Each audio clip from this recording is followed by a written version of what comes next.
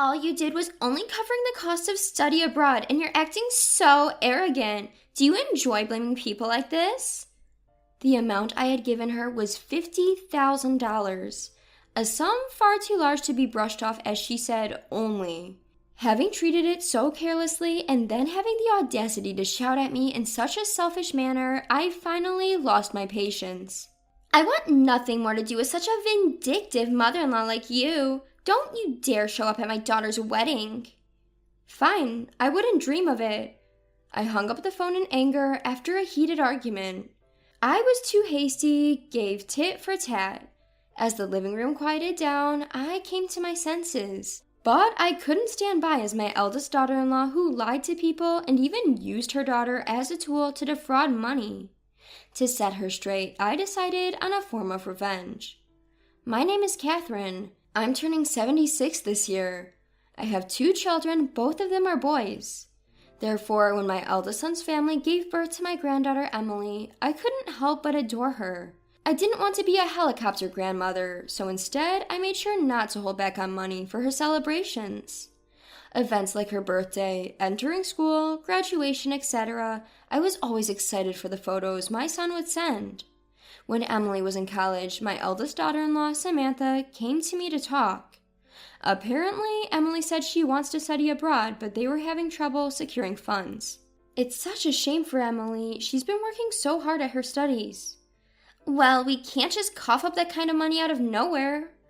Then I'll cover it. How much do you need? Well, it's about $50,000. $50,000? I was a bit taken aback by the amount, but I figured studying abroad for a long period would cost that much. More importantly, I wished to fulfill my beloved granddaughter's wishes as much as possible. So I decided to take out $50,000 from my savings and give it to her. She thanked me repeatedly, so I didn't feel bad about it and had no regrets. However, it turned out that trusting her was a mistake anyways, as I realized it later. I heard from my son, Bob, that Emily had successfully arranged to study in the UK. Bob merely mentioned this like it was part of his work contract with no word of thanks for the money. Well, Samantha had been appreciating it all along, and although I was concerned about my son's attitude at that time, I thought it was just how it was. I was occasionally receiving pictures from Emily during her study abroad. She kept sending me happy reports like making a lot of friends overseas, having experiences she couldn't have had in here, and actually I enjoyed seeing it. But there wasn't anything about the expenses in her emails either. I wondered that I'm weird to expect appreciation, and though I felt uncomfortable, I didn't say anything about it at the time. Thank you so much, mother-in-law. Your help with the study abroad costs was a real lifesaver. That's all right. I got an email from Emily too. It seems she's really enjoying herself. Oh, an email from Emily? What did she talk about? Just about what she ate and such, nothing special. Anything wrong? Every time I saw Samantha, she was excessively grateful. Maybe Samantha had taken care of all the study abroad arrangements for Emily and hadn't really talked about the money aspect between the two of them.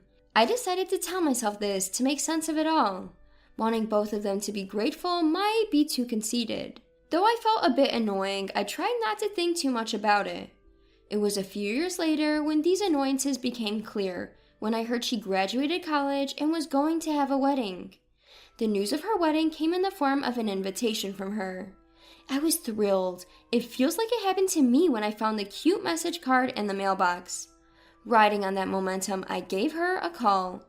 While making small talk, I conveyed a lot of congratulations. During the small talk, thanks to an inconsistency I discovered, I finally realized what had been making me feel uncomfortable all this time. Emily, dear, I got your invitation. Congratulations! Thanks, Grandma. Will you come to the wedding? Of course. It was during this seemingly ordinary conversation. We had a great conversation about good old days, and suddenly it turned to her studying abroad during college. She spoke of her experiences as much as she could remember what she studied, how it was at the foreign college. That sounds like a great memory. Just listening to it makes me happy. It really was. If I didn't have to worry about money, it would have been perfect. Huh? What about money? Yeah, I had to take out a scholarship for the study abroad. There were a lot of conditions and it was tough. I tilted my head at her words. I was certain that I had given Samantha $50,000 for Emily's study abroad expenses.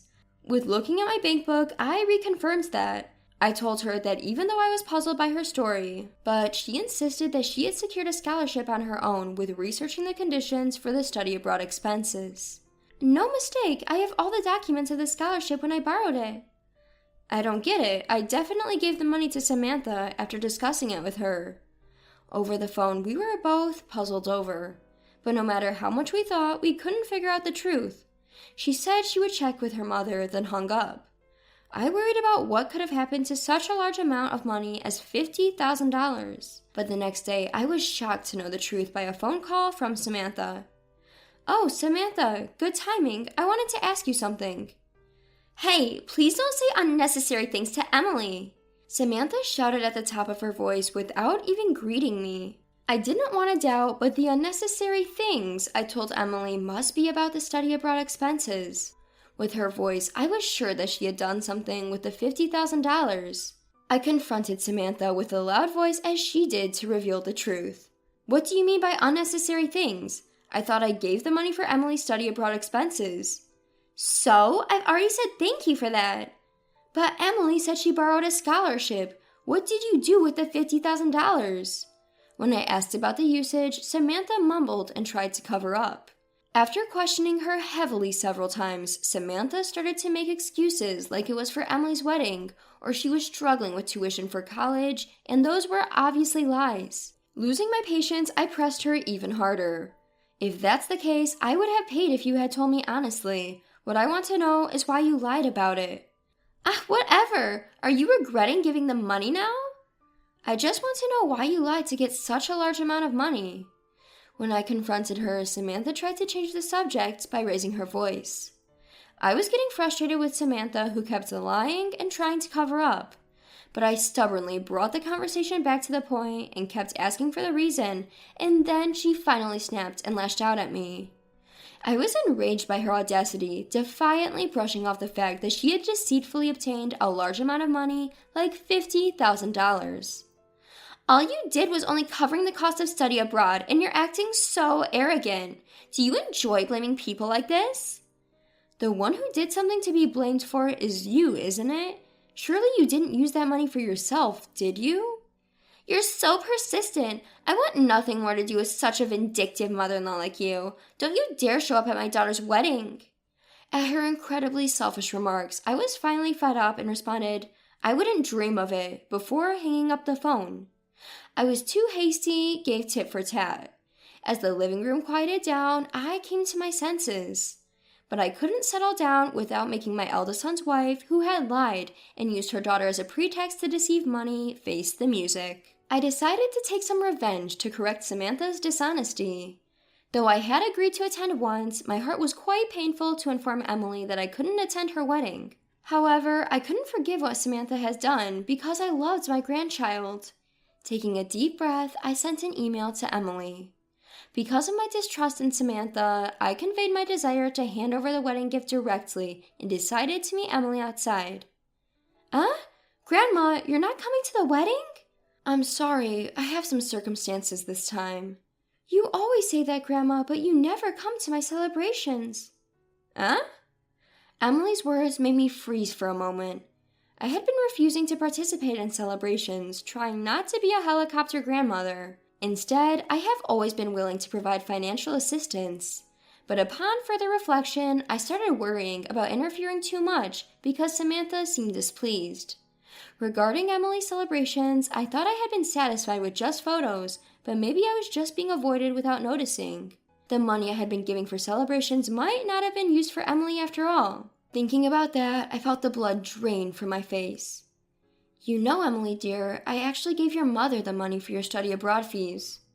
"I heard that from my mom, but she said she didn't receive it." "So when she called me, I asked her about it." I told her about the conversation with Samantha on the phone the other day, how she had evaded telling the usage of $50,000 and how she had furiously yelled at me. Emily might not believe that her mother did such a thing, but despite my worries, Emily lowered her eyes and muttered, "I see." "Mom, she can lie through her teeth without blinking. She tells blatant lies, and if you call her out on it, she turns around and yells." I see. That's why I trust what you say. It's unforgivable that she'd swindle money. Emily took my hand and said, "Let's get back at her." Given that I wanted Samantha to reflect on her actions, her granddaughter's proposition was a welcome opportunity. Emily worried Samantha might treat me unkindly even at the wedding and suggested regretfully that I don't attend. Instead, she invited me to the pre-wedding photo shoot. But is that all right? Aren't such pictures usually taken with the family? It's fine. I'd rather take them with Grandma than a mother who's always lying. I've always felt sad that there are no photos of Grandma in our albums. A month after this conversation, after discussing with her groom, Emily decided to move the photo shoot earlier to avoid any interference with Samantha. Seeing Emily in her wedding attire was even more splendid than in pictures, and I couldn't help but get excited. Observing the situation, Bob chuckled while offering an apologetic bow. It seems Bob had concerns about Samantha's attitude too. Upon hearing the story from Emily, he seemed to be convinced. "Mom, I'm sorry about everything. I couldn't invite you to Emily's celebration because Samantha told me about your leg condition." I see. By the way, the money I gave Emily, is that all safe? I think so. I was there to receive it with her. That's good then. Bob seemed that he had other concerns about Samantha, and I was told that he is looking into it by himself. Both Emily and Bob seemed upset with Samantha's actions, and also this time with large amount of money. Just as I was talking to Emily and Bob, who were completely on my side, I received a call from Samantha again. Apparently, she noticed the change in the pre-wedding photo shoot schedule and wasn't happy about it. She decided to call and berate me. "Hey, mother-in-law, what have you done?" "What are you talking about?" "I heard you went ahead and did the pre-wedding photo shoot. How dare you ignore me when did such a thing?" "Why do you think I would do something like that?" "It's obvious. You're doing it out of spite because you can't attend the wedding." Samantha snapped triumphantly. I sighed and then decided to inform Samantha of the truth. The idea to change the pre-wedding photo shoot schedule came from Emily and Bob.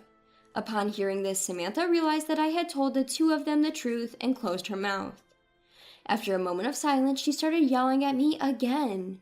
Two people were leaning in close to the phone, making sour faces and shaking their heads.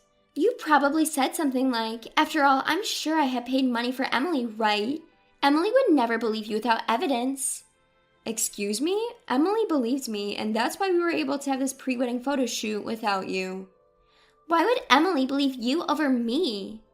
"Well, it probably has something to do with how you act normally. Or would you like me to put her on?" When asked that, a response came back like, "What?" with a loud voice. It seemed they had heard the conversation clearly, and I passed the phone to Emily with a frown and a look of discontent on her face. "Mom?" "Emily, you really are something, not inviting your mother to such an important pre-wedding photo shoot. What were you thinking?" "Mom, you didn't apologize to Grandma at all, did you?" "Well, you haven't apologized to me either. What are we going to do about the pre-wedding photos without the mother of the bride in them?" Samantha raised her voice and cut her off while she was speaking. Seeing this, Bob took over the call. Though he spoke a little distance away from us, it seemed the conversation didn't go well for Bob either, and he quietly shook his head after hanging up. "I didn't think it would be this hard to communicate." "That's fine, Dad. I'll get back at my mom." "You said that before, but what are you planning to do?" "I have a good idea." Looking at Emily, who was grinning with a mischievous look on her face, Bob and I looked at each other. I told Bob that I would not be attending Emily's wedding, and I asked him to record the event for me instead. A few days later, as promised, Bob showed me the video he had recorded at the wedding, and I was astonished. It was a scene of Emily reading a letter of gratitude to her mother. "My mother used the money that my grandmother gave me for studying abroad for her own debt repayment." As the crowd murmured, the video captured her voice clearly. The fact that the money for studying abroad that I was supposed to give Emily was used by Samantha. That she kept this from me, even Emily and Bob. That she had been ignoring me all this while. That even on the day of the wedding, I was made to miss it because of Samantha, and she revealed all this with a loud, clear voice in front of all the relatives. At one point, there was a scene where a figure resembling Samantha was causing a commotion and raising her voice. "Stop lying! What's fun about disrespecting your mother?" "That's the truth, and I have evidence too." The camera caught this exchange. Samantha, who likely wanted to maintain a good face in front of her relatives, was ostracized and slouching at the family table. Even her figure of feeling discomfort was clearly captured on film by Bob. I was continuously astonished by this video, and after watching it to the end, I let out a big sigh. What a wild get back, Emily. When I investigated and confronted her, it seems she used Mom's $50,000 for debt repayment. Not only that, she also seems to have freely wasted money on travels and shopping. Oh, really? But isn't that a lot of money? It's just the tip of the iceberg. She seems to have lied here and there, borrowing money from others too. At Bob's words, I found my jaw dropped. It's not surprising that she would lie to others as well. It's because she can even lie to her own family so easily. But it's still too harsh. Bob decided to file for a divorce on the grounds of her bad habits. Emily, now married and living separately, thinks it was a good opportunity and seemed to be supporting Bob. After that, I received a report that Bob and Samantha's divorce had been finalized. Samantha seemed to not give up on Emily and is still trying to get in touch with claiming parental rights. Unfortunately, Emily's chosen husband would not allow this, and it seemed that it never happened. I wouldn't want to introduce my child to a lying grandma like her. Emily moves far away, determined not to engage with Samantha at all. By the way, we continue to keep in touch via email. Emily's husband is a nice man. We've gotten along so well as a family since the pre-wedding photo shoot incident. I've only received one phone call from Samantha since then. The call was her complaining, "Since Emily left home to get married, I haven't been able to get in touch at all. Let me see my daughter. You tell her everything was a lie." Of course, I politely refused, and I am currently cutting off contact with Samantha. The $50,000 I gave to Emily for her benefit was apparently squeezed out during the divorce negotiations with Bob and added on as alimony. Her relatives also knew about her misconduct from the wedding incident, and now it seems there is no one else who would take her side. She is currently working day and night to repay the alimony. When I have a child, I'll be sure to tell you first, Grandma. Look forward to it. Oh, I'm always waiting for good news. Emily is as energetic as ever and is even more friendly than before. She is even currently planning a family trip for us to make up for the celebrations we could not attend.